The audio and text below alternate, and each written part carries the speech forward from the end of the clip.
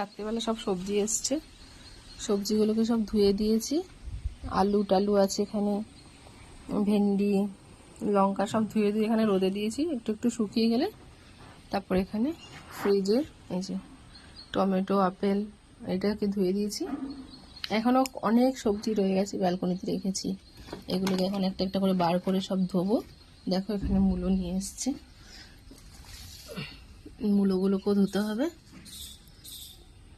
কিছু সবজি এখানে নিয়ে এসেছিল, ভুট্টাগুলো রাত্রিবেলাতে ধুয়ে রেখেছিলাম বলে শুকিয়ে গেছে। কারণ আমার তো রাখার জায়গার অসুবিধা, মানে শুকাতে দেওয়ার অসুবিধা।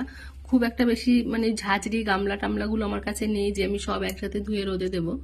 ওর জন্য রাত্রে কিছুটা ধুয়ে রোদে দিয়ে দিয়েছিলাম, শুকাতে দিয়ে দিয়েছিলাম। তো সেগুলো শুকিয়ে গেছে বলে এখানটায় রেখে দিয়েছি। অবশ্য পেঁয়াজ আর রসুন এগুলো ধুই না।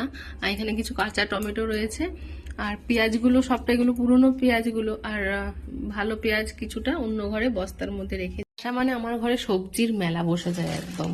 শুক্রবার মানে সবজির মেলা। এখনো দেখো এখানে আমি বাড়ি করিনি অনেক জিনিস। এখানে ফুলকপি আছে, আর এই মিষ্টি কুমড়োটা আগের দিন ফ্রিজটা পরিষ্কার করেছে বলে বার করে রেখেছিলাম। আর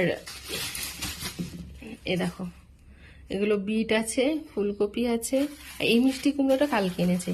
এই আগের দিনের মিষ্টি কুমড়ো থেকে অনেকদিন পর এরকম একদম পাকা লাল কুমড়ো পেয়েছি। এই কুমড়োটা খেতে আমার খুব ভালো লাগে। আর একটা জিনিস, সেটা এনে মিষ্টি কুমড়ো এনেছে। এই মিষ্টি কুমড়োর সাথে পুঁই শাক এনেছে। তার মানে আজকে একটা খুব সুন্দর একটা তরকারি করব, সব মিক্স তরকারি, পুঁই শাক দিয়ে, মাছের মাথা দিয়ে, আর এগুলো দিয়ে। আর এই যে গাঠি কচুটা রয়েছে, এটাকে একটু ভাবছি ধোবো না, এমনি শুকিয়ে রাখবো যদি আবার হাত টাত চুলকায়।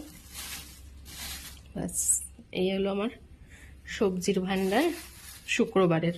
প্রত্যেক শুক্রবার আনা মানে শনিবারে সকালে একটা